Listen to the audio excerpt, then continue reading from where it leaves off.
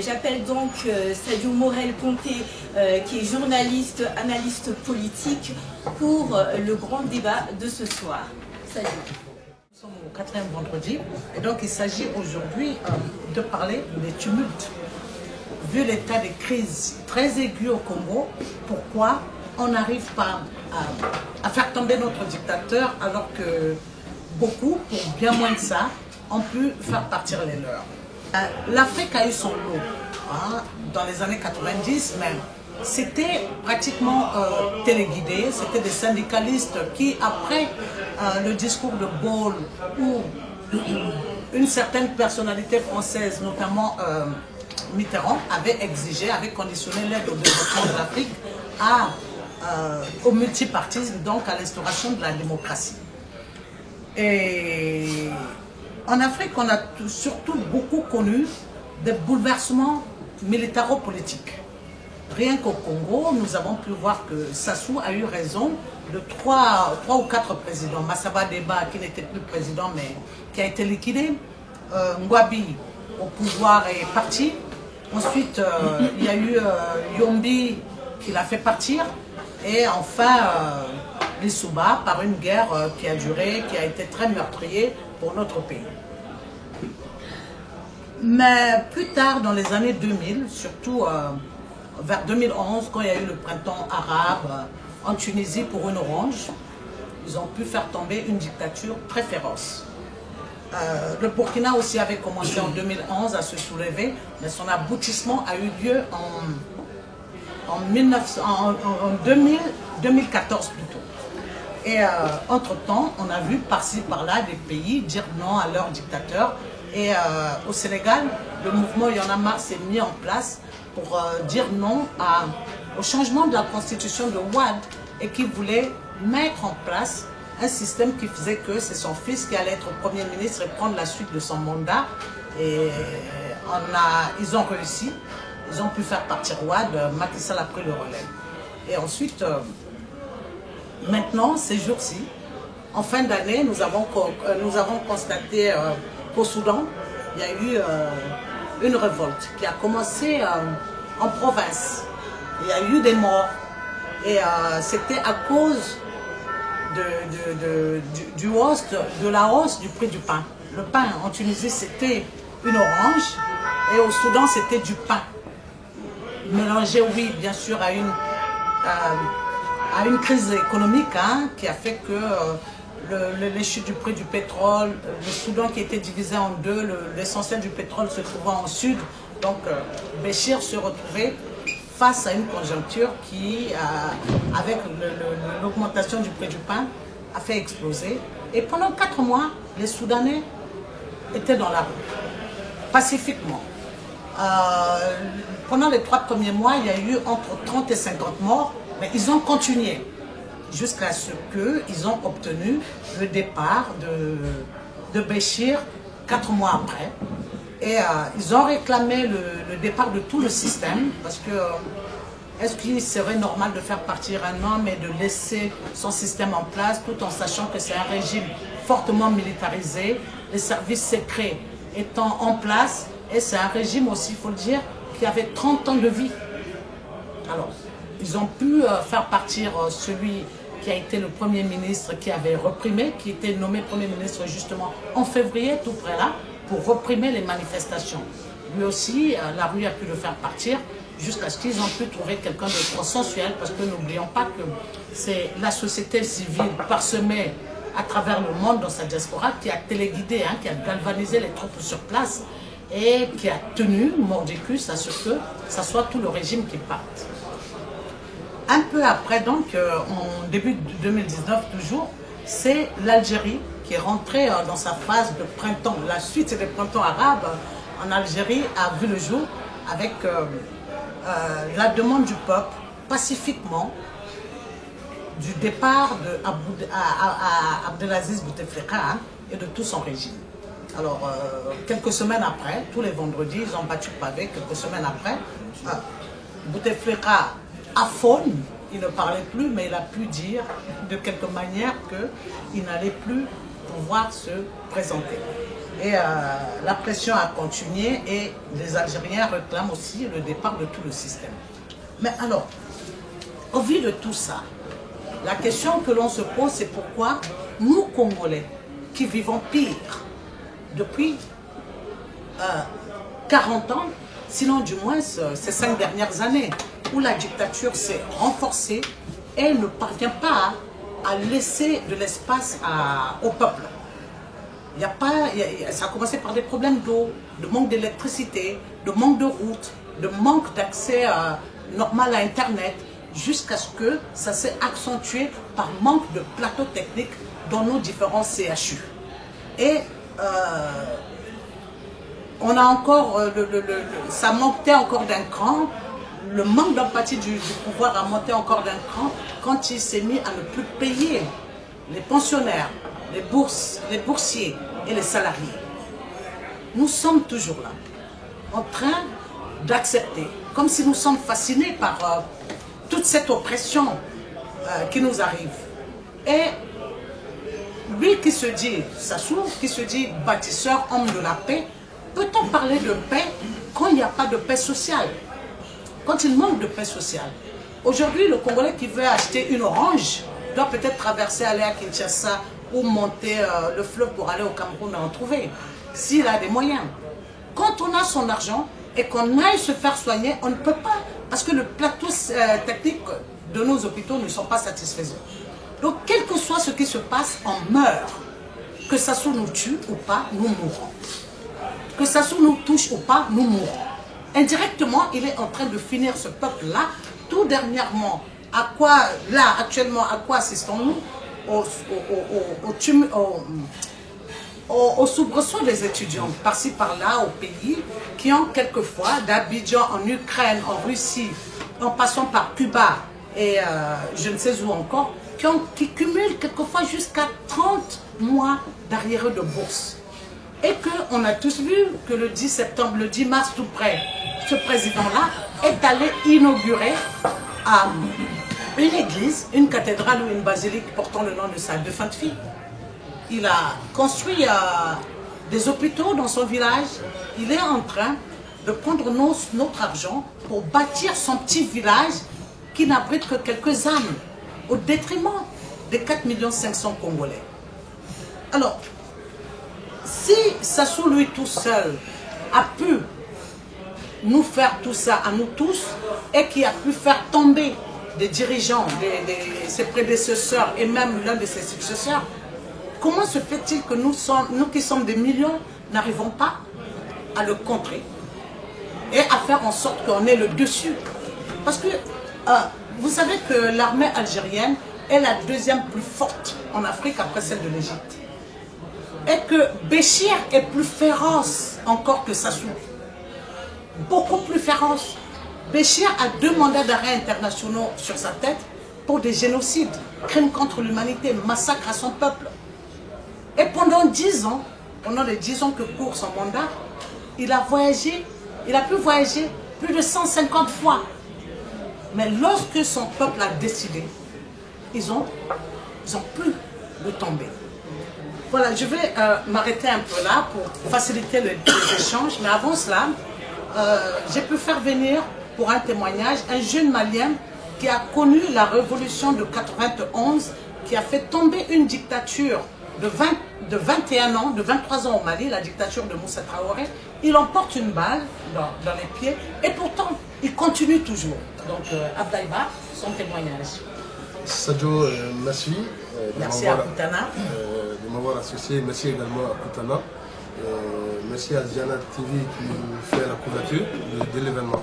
Je m'excuse un peu parce que je suis un peu enrhumé. Donc ce qui fait que ma voix ne peut pas porter plus haut que ça, malheureusement. Mais seulement je ferai un effort pour que ma voix soit le plus audible possible.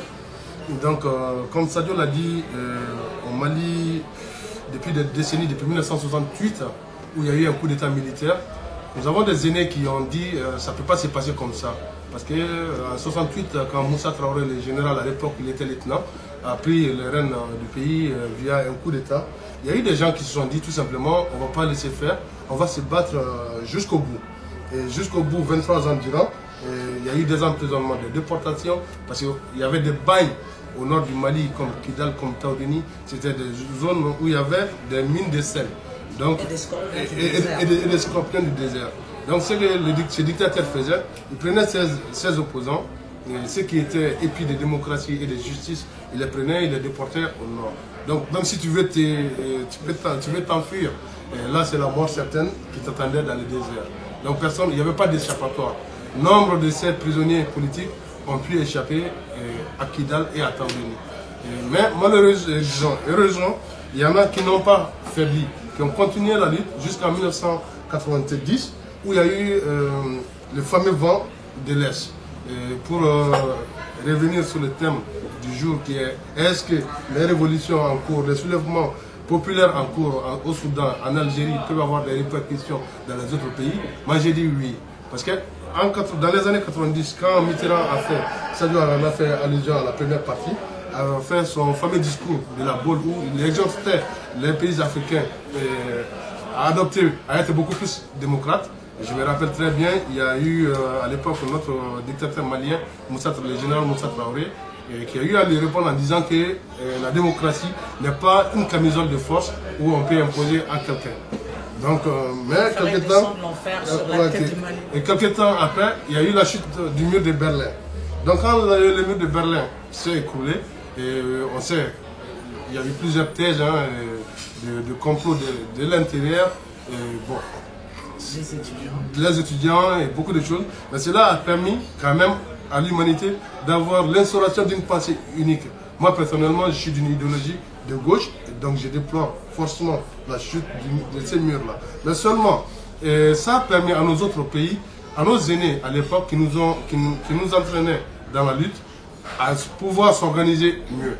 Donc en ce moment, il y a eu la création d'associations libres, de journaux libres. Ils ont forcé. Il y a eu au Mali Alpha Omar Konaré qui fut le premier président élu démocratiquement après la dictature, qui avait créé avec d'autres camarades qui avaient connu même la baille, mais par miracle qui avait été sauvé, une extrémiste, et ont pu créer un organe de presse qui s'appelait à l'époque les Échos. Et il y a eu d'autres organes de presse, il y a eu des associations de créer, telles l'association des élèves et étudiants du Mali, qui a été le fer de lance de toute la révolution de mars 91. Mais durant 4 jours, il y a eu quand même le dictateur, il a fait sortir des chars, il a fait sortir toutes les BRDM, toutes sortes d'artillerie lourde de guerre contre les populations. Mais cela ne nous a pas fait peur. À l'époque, moi j'avais 17 ans, et il y avait d'autres qui étaient beaucoup plus âgés. Mais on s'est dit, voilà, nos pères, notre motivation c'était quoi? Ton père était fonctionnaire, il faisait 6 mois sans salaire. Et le dictateur leur répondait, si vous n'êtes pas payé, pourquoi vous continuez à travailler? Donc toutes les familles maliennes subissaient ça, les plein fouillés. Et donc si tu parlais aussi, tu étais déporté, ou tu étais bastonné, ou tu étais emprisonné. Donc on s'est dit, trop c'est trop. Et nous, à l'école à l'époque, on était dans les lycées, il y avait, les salles de classe étaient vétustes, il n'y avait pas de manuels scolaires, les tables bancs commençaient à tomber en lambeaux. Donc on s'est dit, maintenant, il est temps qu'on se réveille. Mais il y a eu des jeunes qui certains ont qualifié même de fous, qui s'habillaient en pancarte, qui sortaient tout seuls dans les rues à l'époque. La population les faisait croire que voilà, c'est des fous. Mais seulement tout ça, ça a été entraîné parce que tout simplement, quelque part, il y avait un grand empire qui venait d'être écoulé suite à des manifestations gigantesques, d'où la dislocation de l'Union soviétique. Donc la conséquence directe, c'était ça, sur nos pays. Donc durant 4 jours, on a manifesté. Il y a eu, le gars il a tiré sur tout ce qui bougeait. Il y a eu 213 morts, il y a eu plus de 1000 blessés. Donc actuellement, parmi les blessés, il y en a qui continuent à mourir de la suite de ces blessés. J'ai pas mal de camarades à Paris ici, soit qui sont tétraplégiques, ou soit qui sont atteints maintenant de problèmes d'amnésie, qui deviennent amnésiques et tout ça, parce qu'ils ont reçu des projectiles dans les trucs. Moi qui vous parle, j'ai 2 fragments de grenades dans mon bassin, on ne peut pas l'opérer, malheureusement pour moi. Parce que moi je continue à vivre avec l'espoir que mon peuple sera libéré pour de bon. Comme exemple concret, dans les semaines passées, il y a eu des manifestations, de grosses manifestations à Bamako. Et le résultat, c'est quoi? Hier soir, il y a notre Premier ministre qui a démissionné parce que sa tête était réclamée. Pourtant, le régime actuel, c'est un régime démocratique. Mais les religieux ont porté le flambeau de la demande de changement et l'ont obtenu. Et voilà, pour faire bref, seule la lutte libère. Il ne faut pas se décourager. Le dictateur, il peut être puissant, mais à un moment donné, les soldats ne vont pas tirer sur leur propre peuple. C'est ce que je vous dis. Merci beaucoup. Je veux seulement ajouter que le Premier ministre, celui qui était Premier ministre jusqu'à hier, 23h à Bamako, est tombé en 10 jours. En 10 jours, parce que il était journaliste, il était le chantre de la démocratie malienne, parce que c'est lui qui galvanisait derrière et faisait partie de ceux qui galvanisaient les populations pour le soulèvement contre la dictature. Il a été directeur des services secrets au Mali. Il a travaillé donc, avec tous les régimes jusqu'à hier soir, où il y a 10 jours, les religieux ont appelé à une manifestation contre lui. Il y a eu plus d'1 million de personnes dans les rues à Bamako. Et avant-hier, mercredi, les députés, 147 sur plus de 100 députés sur les 147 de l'hémicycle malien ont mis une motion de censure contre lui et son gouvernement. Et parmi ces députés, il y avait non seulement ceux de l'opposition, mais ceux du parti au pouvoir. Parce qu'on soupçonnait qu'il commençait déjà, les élections ont eu lieu à peine en juillet au Mali, il commençait déjà à s'organiser pour être futur candidat et s'imposer président dans 5 ans. Donc avec ces soupçons-là, ceux qui se sont dit, ils ont milité pendant longtemps pour pouvoir être aussi visibles au plus haut sommet de l'État, se sont sentis floués. Et donc hier soir, alors que la motion devrait être discutée aujourd'hui, être mis en débat aujourd'hui à l'Assemblée, il a choisi de démissionner. Donc il se faisait appeler le tigre. À chaque fois qu'on contestait ce qu'il faisait, il se disait que lui, il est le tigre. Et les Maliens lui ont répondu, le seul tigre que nous connaissons dans le Sahel, c'est le chat. Donc ils ont fait en sorte que ce chat ne les perturbe pas et ils ont mis fin à sa carrière par différentes manifestations. Bon, à présent, je vais dire à Marie-Paul que je demande d'applaudir fortement parce qu'elle se bat beaucoup pour le droit de la justice. Et Marie-Paul Babli, qui est ivoirienne, juriste, et qui est doublement primée pour son engagement auprès des migrants. Elle a eu aussi un prix qui s'appelle le prix Mandela, que j'ai eu l'occasion de toucher. Voilà, donc elle va nous dire de quoi doit s'entourer un manifestant pour ne pas subir les foudres d'une dictature tenue par quelques personnes, une poignée de personnes. Ouais, très bien. C'est vrai que ce que je vais dire, ça pourrait sembler être... bonsoir déjà à tous, et merci Sadio, ainsi que Janitini, à tous. En fait, quand je regardais très bien, lorsque tu m'as proposé le petit thème que je vais faire très rapidement, c'est vrai que je pars tout de suite d'un principe international. Vous savez qu'il y a quand même des principes de droits de l'homme qui existent, c'est certain. Il y a la liberté d'expression et il y a la liberté effectivement de pouvoir s'exprimer. Ça, c'est un principe fondamental pour tout citoyen et tout être humain. Et donc la Déclaration des droits de l'homme, en son article 10, effectivement le prime. Voilà. Donc, normalement, lorsque on souhaite exprimer un mécontentement ou une revendication, on peut donc se réunir. Ça, c'est un principe. Et ça, c'est normalement dans ce qu'on appelle dans tous les pays les blocs de constitutionnalité et également, bien sûr, dans la charte africaine aussi des droits de l'homme, puisque ce que nous allons dire se rapporte à l'Afrique. Mais maintenant, le droit de manifester. Bien sûr qu'on a un droit de manifestation qui est issu effectivement de ce principe de la liberté d'expression. C'est tout simplement. On a le droit de se réunir pour dénoncer et pour revendiquer des droits. Et ça, c'est normal. Et ça, c'est normalement libre. Dans tous les pays, je ne parle pas seulement des pays développés, je parle même des pays africains parce que c'est dans notre charte africaine des droits de l'homme. Voilà. On a le droit de se réunir pour effectivement revendiquer et dénoncer et bien sûr dire à notre peuple, enfin à nos gouvernements que nous ne sommes pas satisfaits de la politique menée maintenant. Ensuite, ça c'est toujours le principe, on va dire que la réalité est vraiment différente. Normalement, on laisse la liberté à chaque pays d'aménager effectivement cette liberté d'expression.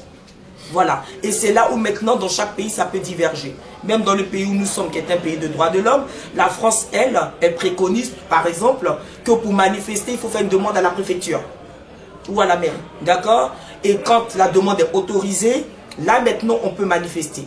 Mais il faut savoir que dans le droit international, non. Vous avez le droit de vous réunir et de manifester sans demande préalable. Il faut normalement informer. Il faut informer, mais vous n'êtes pas obligé d'avoir une autorisation pour manifester. Il est normal que pour un gouvernement, il se demande de réguler un peu une manifestation pour ne pas qu'il y ait des débordements, ce qui est normal.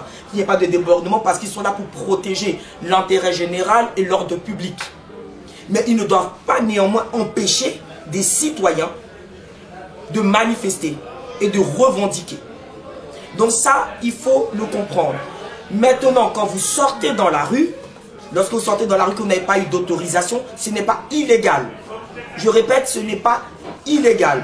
Par contre, s'il y a des débordements, il y aura forcément des forces de l'ordre. Et les forces de l'ordre n'ont pas le droit d'user de la force à un certain degré si vous êtes déjà immobilisé. Voilà. Donc souvent, ce que nous voyons, ces grands débordements que nous voyons, après c'est vrai qu'il y a des casseurs, il y a des choses dans les marches qui peuvent arriver, on peut les arrêter et tout, parce que lorsque vraiment il y a un trouble à l'ordre public. Un gouvernement non plus n'a pas le droit d'arrêter une marche, sauf qu'il estime que c'est dangereux, ou mais il peut juste changer l'itinéraire.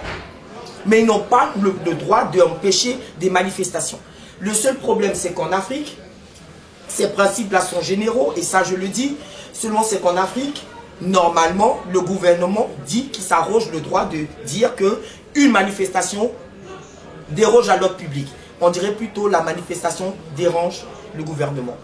Et c'est là qu'on voit les sévices que nous voyons couramment, c'est-à-dire les chicottes, les matraques, les arrestations arbitraires, etc., les déportations, etc. Normalement, dans le droit, ce n'est pas autorisé. Et c'est le gouvernement qui a tort. Le seul problème, encore une fois de plus en Afrique, c'est que qui fait la loi, c'est le gouvernement. Alors que normalement, on devrait avoir une séparation de pouvoir. Mais c'est le gouvernement qui estime que ces manifestants dérangent l'ordre public, donc se doit de les arrêter, de les mettre en prison. Et de faire tout ce que nous voyons actuellement, et même de tirer sur des citoyens. Et donc, maintenant, la vraie vérité, c'est que souvent, on voit, comme au Soudan, on va continuer à tirer pour pouvoir faire une révolution populaire. Il est certain que ça demande de la volonté, du courage des citoyens qui veulent vraiment faire changer les choses. Parce que les gouvernements défendront toujours le beefsteak. Maintenant, ça dépendra de la détermination du citoyen à aller jusqu'au bout. Parce que ces lois-là, ils les connaissent, mais ils ne les mettent pas en pratique. Et comme ils sont maîtres dans leur pays, effectivement, ils feront la décision arbitraire, je dis bien arbitraire, de mettre les gens et de les emprisonner. Sinon, une manifestation, et je le répète, je vais m'arrêter là, elle est tout à fait légale et elle doit respecter les droits de l'homme et du citoyen à une liberté d'expression. Je vous remercie. Je vous présente celui qui va donner le point de vue de Kutana. Il s'appelle Chris Banzuzi, il est vice-président de Objectif Kutana. Donc Chris, à toi la parole, tu peux venir devant. Bonjour à tous et à toutes. Donc je remercie tout d'abord les intervenants qui ont exposé le thème du jour et qui ont apporté leur témoignage. Lors des Vendredis du Congo, l'intervenant expose son sujet et ensuite Objectif Kutana apporte son point de vue. Et je vais vous présenter le point de vue d'Objectif Kutana. Le peuple congolais dans son histoire a déjà eu à prendre son destin en main à plusieurs reprises. C'était le cas en 1969 avec la révolution dite des Trois Glorieuses. En 1991 avec la conférence nationale souveraine, et à chaque fois, le chef de l'État de l'époque cédait son pouvoir sans résistance. Toutes ces révolutions ont réussi parce que certaines conditions ont été réunies. La première, l'unanimité du peuple sur une revendication. En 1963, tous étaient d'accord pour dire non à la tentative d'instauration d'un parti unique au Congo. L'unanimité du peuple a toujours été l'élément déclencheur d'une révolution populaire. Les récentes révolutions en Algérie et au Soudan confirment encore cette règle. En Algérie, le peuple a été unanime pour dire non à la candidature de Bouteflika. Au Soudan, le peuple était unanime depuis décembre 2018 pour dire non à la multiplication par 3 du prix du pain.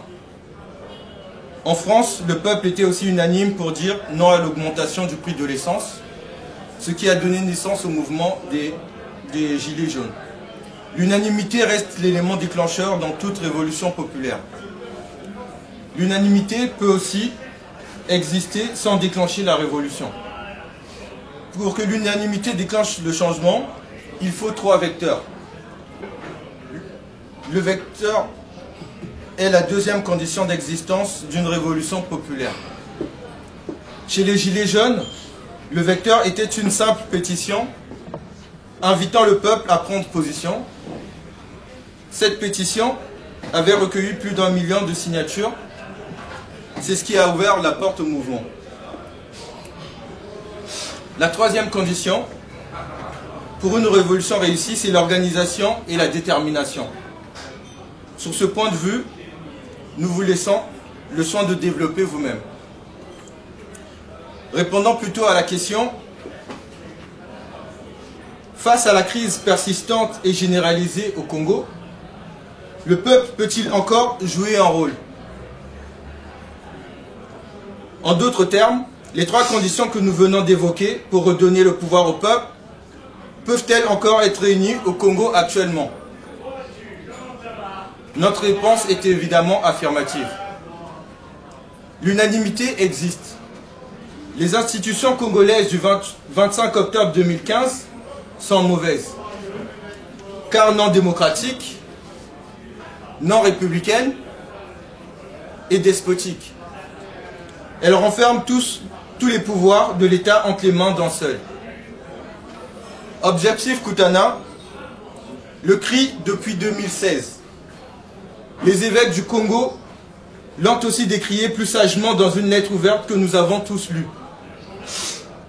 Quand le FMI exige la bonne gouvernance avant tout accord financier avec notre pays, c'est en premier lieu une exigence d'institutions démocratiques dans notre pays et non dans le sens de la mauvaise gestion de notre gouvernement, comme on veut le faire croire au peuple congolais. Car le gouvernement d'un pays, c'est d'abord l'affaire des institutions de ce pays. Si vous en avez déjà qui garantissent l'indépendance de la justice et l'autonomie du Parlement, alors en cas de défaut financier avec n'importe quelle institution, celle-ci portera son exigence sur la bonne gouvernance de votre gouvernement et non sur la bonne gouvernance, sur la bonne gestion de votre gouvernement et non sur la bonne gouvernance. L'unanimité, c'est d'exiger des institutions de bonne gouvernance au Congo. Objectif Kutana avait emboîté le pas dans ce sens en février 2018. En proposant en plus au peuple congolais un élément vecteur, une pétition appelant à l'abolition de la Constitution du 25 octobre 2015 afin d'exiger de nouvelles institutions de bonne gouvernance au Congo. Mais cette initiative a été moins suivie par le peuple alors que la revendication faisait l'unanimité. Elle fait encore l'unanimité de nos jours. C'est pour cela que l'objectif Kutana existe et nous appelle tous à y participer pour exiger un nouveau contrat social. Un contrat de concorde nationale, diraient certains, afin de pacifier notre pays et de le mettre sur les rails de la bonne gouvernance et de la prospérité. Je vous remercie.